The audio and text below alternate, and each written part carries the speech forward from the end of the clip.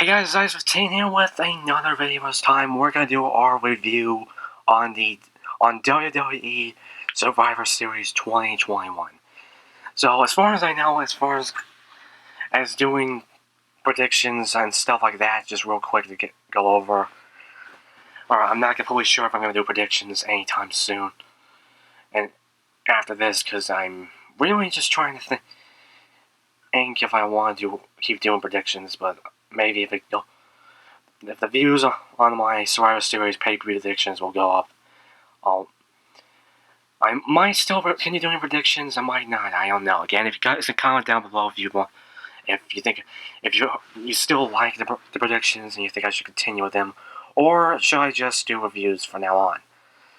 Fine, but yeah, we're pretty much gonna be doing this. I will say this: I am recording this late at night on Sunday, and I'm not able to record it, so I'm not able to upload it until tomorrow, which I might end up going up early after the job one because I'm planning on going to the gym and everything.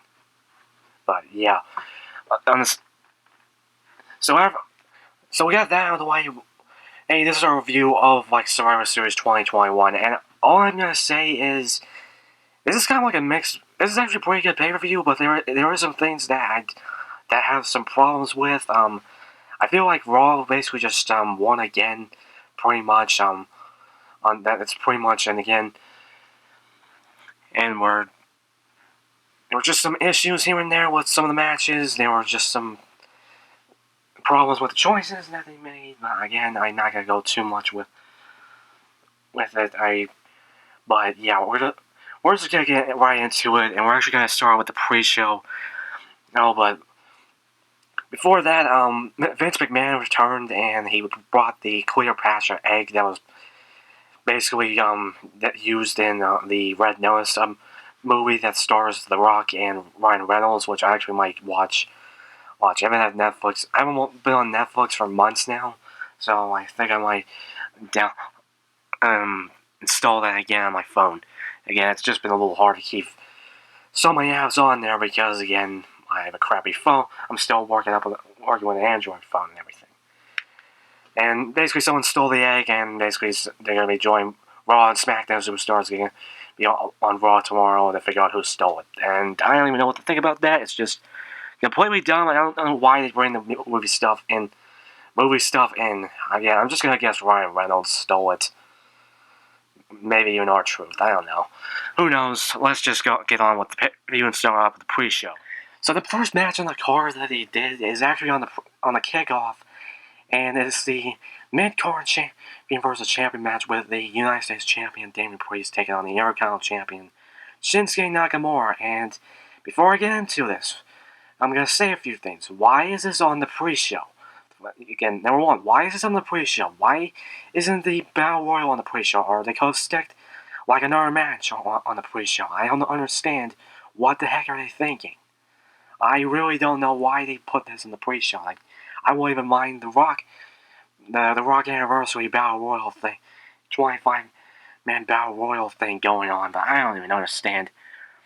And two, I'm not gonna go too long with this because I missed basically just all of it.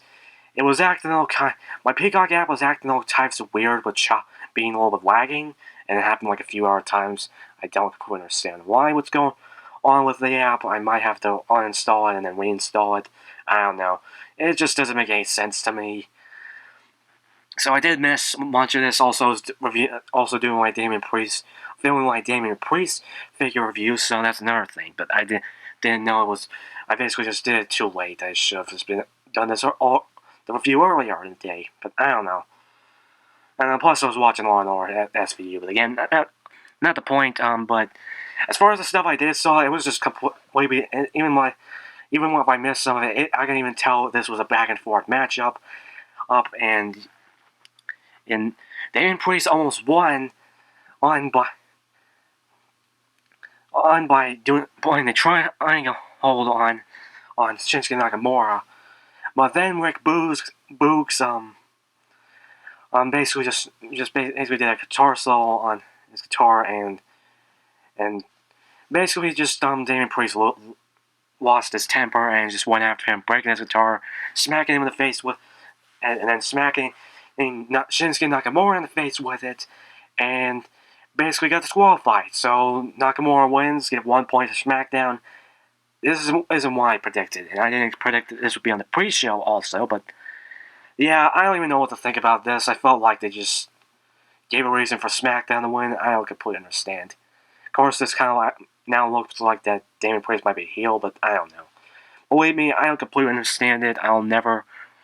And yeah, it was a pretty good matchup before the ending part. But now let's go on with the actual show itself. Next up is the women's championship versus championship match with Becky Lynch versus Charlotte. And I didn't expect this to be the first match on the show, and also the next match I didn't expect to be one of the first ones. So yeah, this match I actually watched all the way through, even though there was a few parts that got a little choppy. I don't know, just something with the app I don't understand. But yeah, this was a back and forth. This is exactly what I expected. Charlotte was just wearing like a black attire, and I'm not really excited for that. But Becky was wearing like a red attire, representing the colors for Raw, and I don't know. I don't know if this might be like a reference to Red Notice or that Red Notice movie. I don't know if the villain kind of just wears something like that. I don't know. Again, it might be based off of something, but I'm not gonna look into it. The attire was okay. The attire was just plain, but again, it was. I'm a sucker for red attires because red's my favorite color. But again, this was a back and forth matchup. They were just going back and forth, going for pins, going for the disarmer, going for the natural selection. Actually, I will say the ending part was a bit kind of off, but it ended up with just first Charlotte trying to do a roll up but Becky Lynch grabbed onto the rope and then Becky reversed it and basically grabbed onto the rope of getting the 3 count. Becky wins. We get 1 for Raw, and yeah, again the ending kind of threw me off a bit, but yeah. I'm not going to go in, like I said, let's just move on to the next match. Alright. Next up is the 5-on-5 men's and Survivor Series match, and yeah, this is another one I didn't expect to be first. Again, it's Team Raw, Seth Rollins, Finn Balor, Kevin Owens, Bobby Lashley, and Austin Theory. And don't have a figure of him yet, because I didn't get the basic, and the Elite figure's not out yet. And then Team SmackDown, Drew McIntyre, Jeff Hardy, King Woods, Sheamus, and then Happy Corbin. And so, this match I was actually looking for more than the women's. And again, everyone came down again. Seth was wearing like a silver and red attire, kind of almost reminiscent of Edge's attire. I don't know what that is. It's just probably like royal something. I don't know, Messiah something. I don't even know what to call it. It's just it looks cool. It has some rhinestones and stuff like that. Not many people were wearing like red, completely red. Finn was wearing like a red and black, so again, we had that. I think KO was wearing just his red shirt, so that kind of counts. Bobby Lashley was wearing like a sick red and silver attire. Again, I'm a sucker for red attires. Austin Theory kind of had like a camo, gold and black gear on, so again, it was okay. I don't know, Drew has just basic one. There was Jeff Hardy like a black, green and black thing going on, maybe a little purple. I'm not completely sure. Now I can't even remember. King Woods is wearing his attire that he has been wearing since he won King of the Ring, and Sheamus was just wearing his normal kind of basic attire, and the same thing with Happy Corbin. So yeah, not many people ever saying the colors or is it their brand. So basically, the match started out, and I think it was Drew that started. It was either Drew or or Sheamus that started out with a team. Anyway, then for SmackDown, and then Kevin Owens started out with it. But the first thing he does is walk out, and basically get a count, eliminating himself. Didn't expect that. But then again, there was a little tension with him and just the entire Team Raw, including Seth Rollins, and questioning his integrity. So I'm just going to take him out because he is gone. And we'll just add Well, I'm not gonna add the picture yet, but again, you kind of get the point. Like I said. And yeah. Yeah, but so this just went on with the actually Smackdown kind of working together throughout most of the matchup.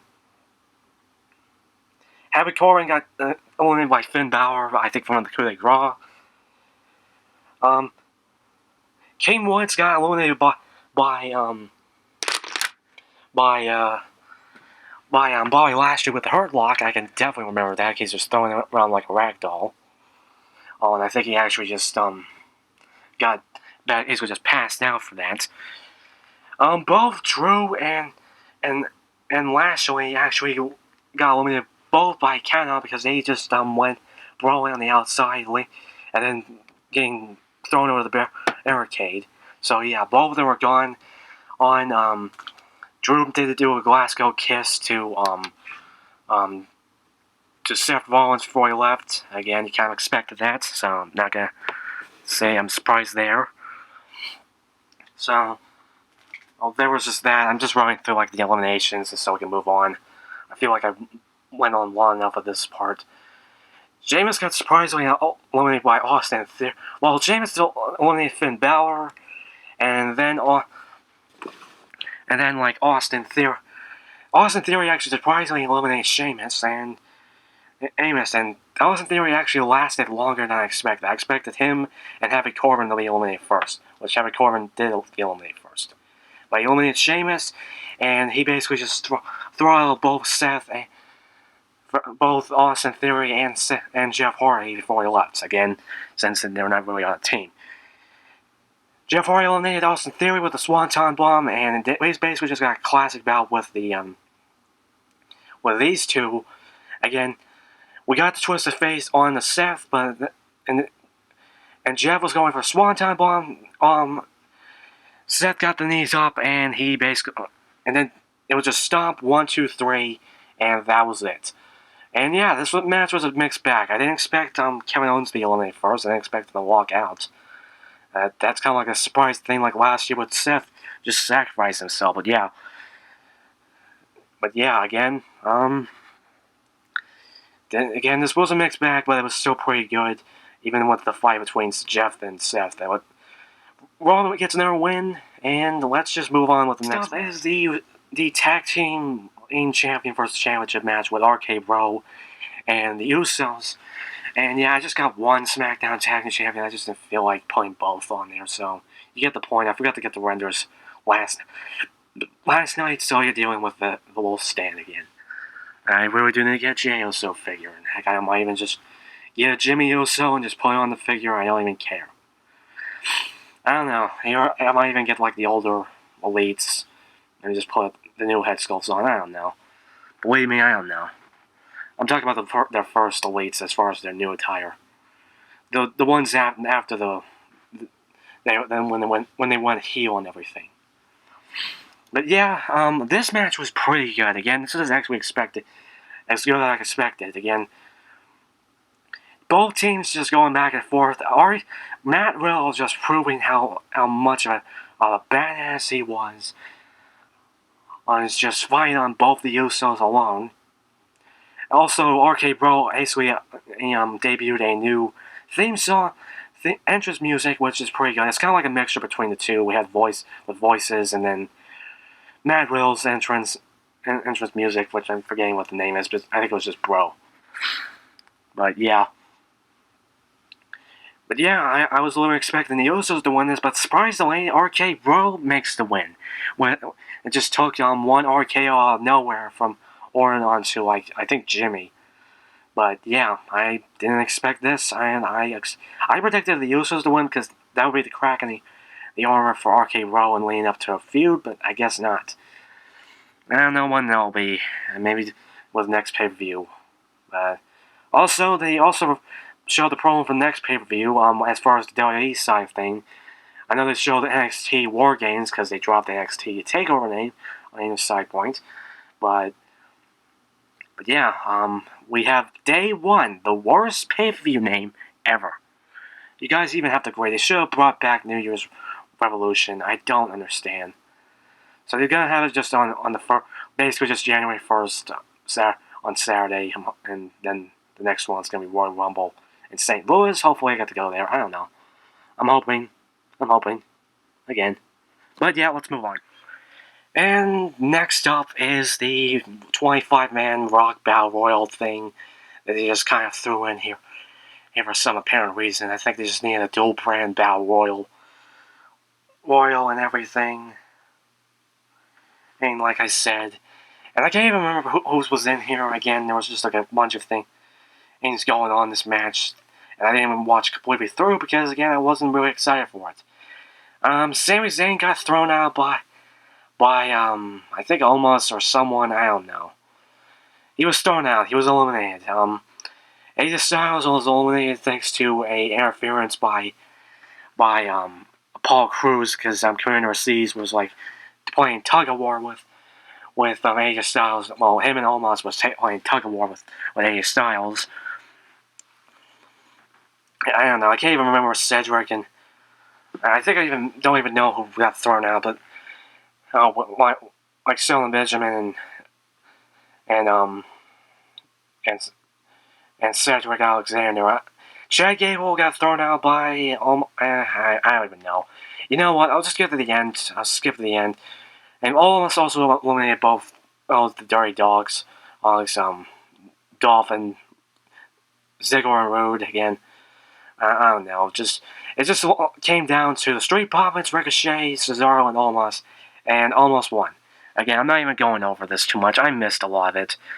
And then also it was kind of sponsored by Pizza Hut's little triple box thing, which ended with just the Street Profits throwing pizza in the crowd. Again, throwing the fans a slice of pizza. I wish I was there now. I wonder if Grim got one. Oh well. Next up on the card is the women's 5-on-5 Survivor Series match. We got again, we just have Team Raw with Bianca Belair, Rhea Ripley, Liv Morgan, Carmella, and Queen Selena. All of them had pretty good attires, having red on it. Besides Queen Selena, it was just orange. Everyone else had red attires, and Bianca Belair had basically just. It was kind of like last year, but this time it was just Raw. Well, it basically just had the Raw logo plastered all over her attire again. And then Team Smackdown with Sasha Banks and Shayna Baszler, Shotzi Blackheart, or just Shotzi, I don't understand the shortening, and the name, Natalya and Toni Storm.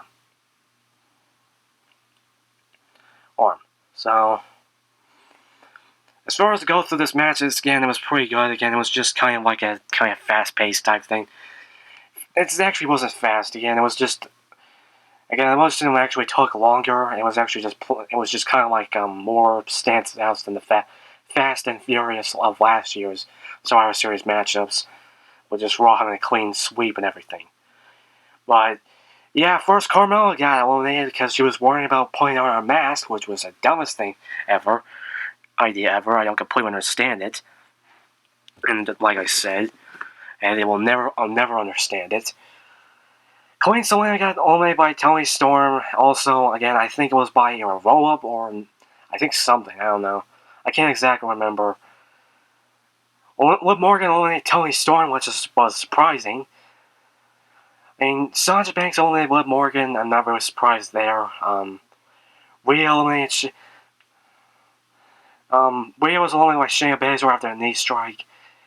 Sasha Banks got counted out after she got betrayed by all the rest of her teammates because she was just didn't work with everyone else.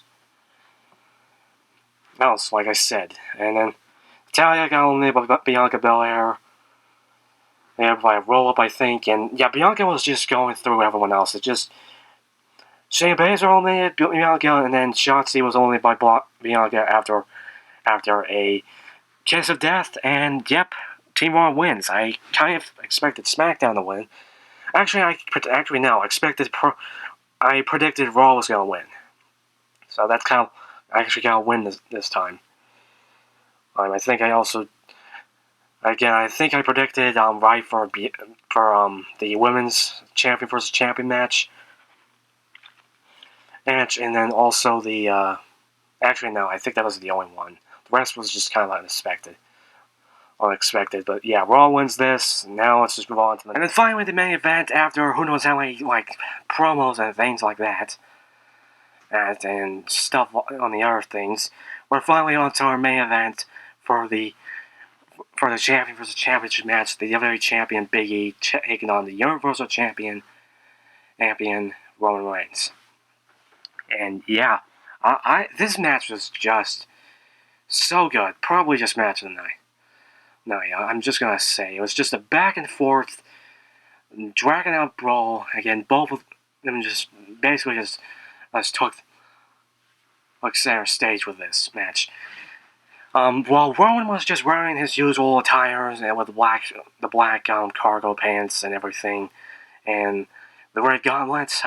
It's Big E actually took it with this basically My Hero Academia inspired attire. It had the blue, red, and white and yellow kind of just kind of My Hero Academia, and even had the font for My Hero Academia. That's kind of why I think it's based on My Hero Academia. Comment down below if you disagree, but again, you kind of get the point. I don't know what the words said. One of them said "giddy up," but the other three I couldn't even see at all.